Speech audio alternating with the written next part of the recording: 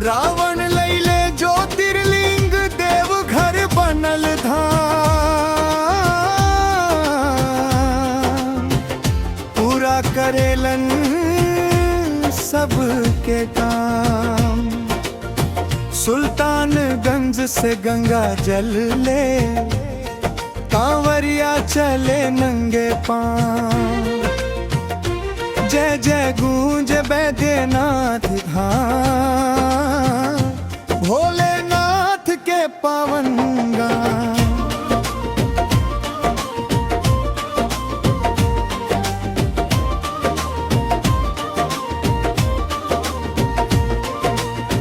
घोर तपस्या कैले रावण, काटी काटी शीश चढ़ले। भक्ति देखी भोलेनाथ रसन, अपने हाथी वरदान दिहले। कहले ले जाई ज्योतिर्लिंग,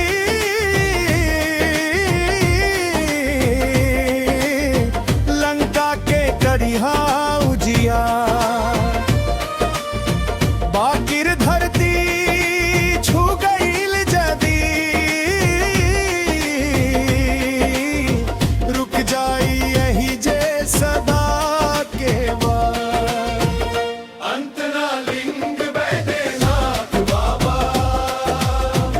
सुनेलन सबके पुकार। चल समय का चले के बात बात, भोलेनाथ के पावन नाम।